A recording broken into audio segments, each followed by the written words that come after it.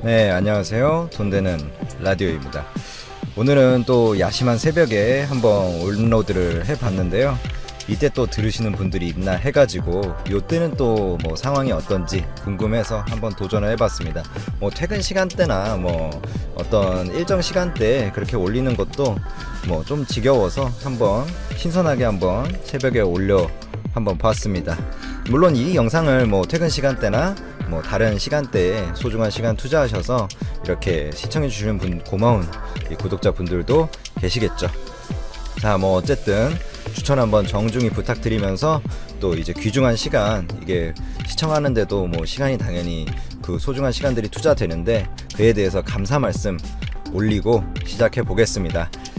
일본이 독점을 했던 소재죠. 이 플라스틱, 특히 뭐 이 친환경 바이오 플라스틱인데 이게 결국엔 소재가 친환경으로 돼 있다, 결국에 그런 의미예요. 한번 살펴보면서 자세히 이야기를 한번 해보겠습니다. 이거에 대해서 결국에 일본 독점 소재, 일본 미쓰비시 케미컬이라는 데가 독점해서 우리나라에 납품하던 그런 소재를 국산화에 성공을 했다, 뭐 이런 내용입니다. 연구진이 친환경 플라스틱인 이 바이오 폴리카보네이트, 정확한 표현은 이거예요.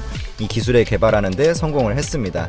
이 일본 기업이 특징은 이 일본 기업이 독점 보유하던 그 제품보다 강도나 투명도가 더 높아요. 그러니까 원래 보통 불화수소 같이 폴리미드나 이 일본이 독점하던 소재를 저희가 개발을 하게 되면 처음에는 아무래도 국산화 초기니까 조금 품질이 안 좋게 개발을 시작하고 그 다음에 그걸 개선시키고 극복하는 과정을 거치기 마련인데, 이번에는 오히려 일본 제품보다 강도나 투명도가 높아서 아주 이례적인 그런 개발을 한 게 아닌가 이렇게 보입니다. 이게 한국화학연구원의 울산 바이오 화학연구센터에서 이루어진 R&D인데, 제가 뭐 그 박씨, 뭐 오씨, 황씨 이분들이 있는데 제가 실명을 언급하긴 좀 뭐 그렇고, 포도당에서 유래한 식물성 성분인 아이소소바이드의 나노 셀룰로오스라는 물질을 섞어가지고 이렇게 두 개를 섞어서 새로운 바이오 폴리카보네이트를 개발을 했다고 공식적으로 발표를 했습니다. 그리고 이게 굉장히 권위 있는 그 학회지에도 올라갔어요. 영국의 왕립 화학회가 발표하는 그린 케미스트리라는 학회지에 그 10월 표지 논문으로 선정이 됐고, 무려 2019년에 주목해야 되는 논문으로 동시에 선정이 됐습니다. 이 본래 석유를 원재료로 만드는 폴리카보네이트는 플라스틱의 한 종류라고 보시면 그냥 쉽습니다. 이해가. 주로 유리를 대체하는 데 쓰이죠, 이런 게. 근데 여기에는 원래 그냥 폴리카보네이트 바이오 말고 그냥 폴리카보네이트는 환경 호르몬 유발 물질인 이 비스페놀 A가 들어있어서 BPA라고도 부르죠. 이 국내에서는 젖병이나 화장품 원료, 그러니까 아기들이 쓰는 그런 거나 아니면 여성이 쓰는 화장품, 그러니까 피부에 직접 바르는 그런 거에 사용 금지가 돼 있는데, 이것을 극복하고자 식물에서 추출한 원료로 만드는 바이오 폴리카보네이트가 주목을 받았고, 현재 이 기술의 상용화에 성공한 건 일본의 미쓰비시 케미컬이 유일합니다. 그 기술보다 더 뛰어난 기술을 이제 우리나라가 국산화에 성공을 한 거죠. 이 국내 연구진이 개발한 새로운 기술의 핵심만 제가 한번 보면, 바이오 폴리카보네이트의 원료로 그 아이소소바이드의 그 나노셀룰로스를 섞어서, 이 나노셀룰로스가 일종의 그 건축에도 쓰이는 그런 보강제, 그 개념만 보면 건축의 어떤 보강을 해주는 그 보강제 역할을 하면서 강도가 개선이 된 거죠. 그 원래는 인장 강도가 뭐 그 폴리카보네이트가 한 55에서 75 정도 되고, 일본께 그거보다 조금 좋긴 해요. 64에서 79 정도 되는데 국내 연구진이 개발한 게 무려 93입니다. 93 MPA를 기록을 했습니다. 그리고 이 제가 투명도라는 용어를 썼는데, 정확히 말하면 빛이 통과하는 정도를 나타내는 투과율로 표현하는 게 맞긴 해요. 그 투과율도 크게 개선이 됐습니다. 석유 이 폴리카보네이트의 투과율이 한 90% 수준, 일본 제품이 한 87% 수준이지만 국내 연구진이 이번에 개발한 것은 무려 93% 수준의 결과를 얻어냈습니다. 뭐 썬루프라든지 고속도로에 그 방음판 있잖아요. 가다 보면 그 아파트가 주변에 있어가지고 거기 소음 공해 같은 거 막으려고 방음벽 같은 거 설치를 하는데 뭐 유리로 중간에 돼 있는 것들 많이 보셨을 거예요. 고속도로에서 그런 것들의 외장재에 기존 폴리카보네이트를 대체할 수 있지 않을까. 투명도가 더 높으니까 아무래도 그 어떤 뭐라고 해야 되죠? 그런 거를 좀 보기에 좋다? 이런 거를 갑자기 생각이 안 나네요. 뭐 시인성은 아니었던 것 같은데 그런 거 좀 보기에 아무 좀 투명하니까 더 좋지 않을까. 이렇게 강도도 더 세니까 뭐 두 마리 토끼를 잡은 거죠.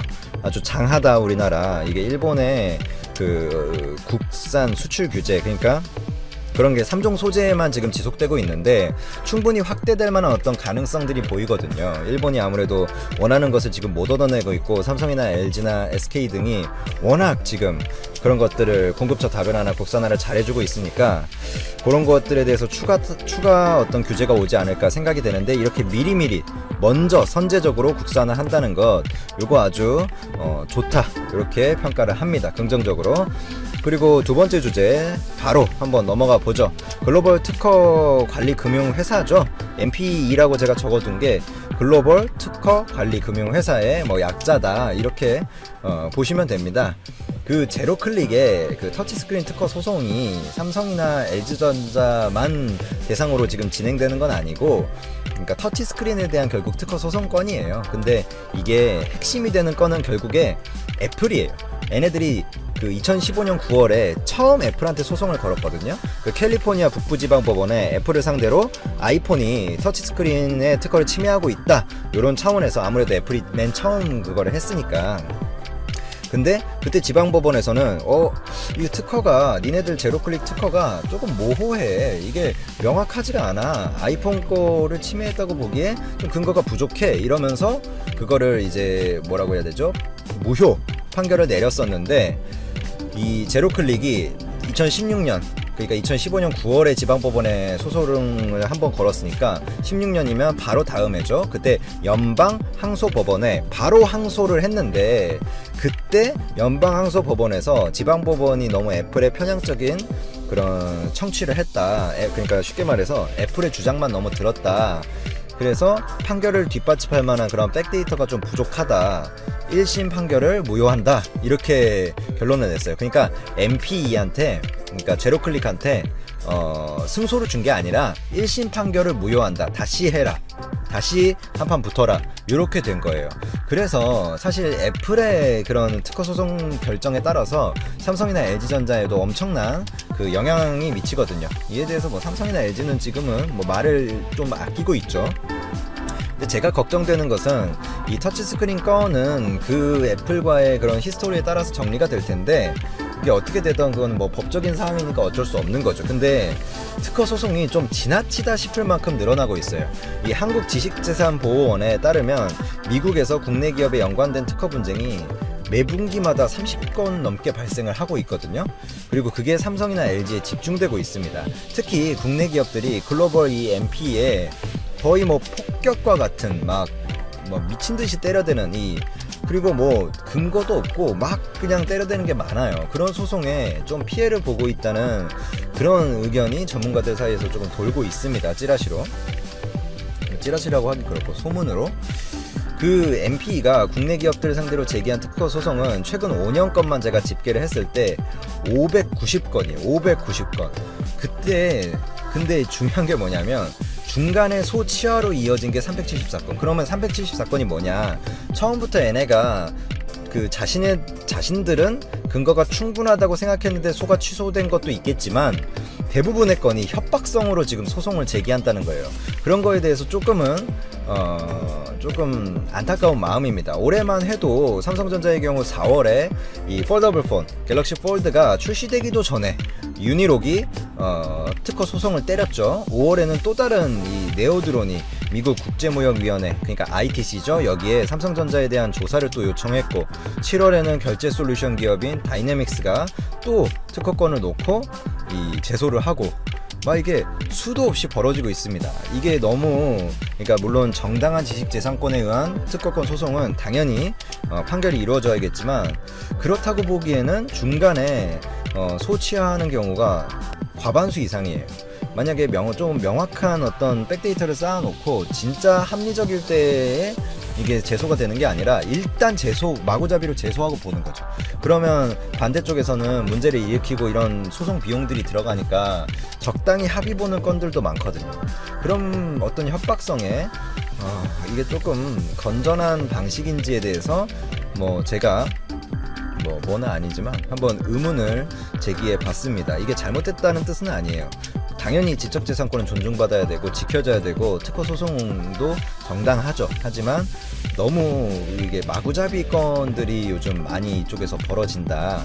요 면에 대해서 한번 다뤄보고 싶어서 이 주제를 선정했었습니다. 자, 요 정도로 오늘 마무리하겠습니다. 추천 한번 눌러주시면서 정중히 물러가겠습니다. 감사합니다.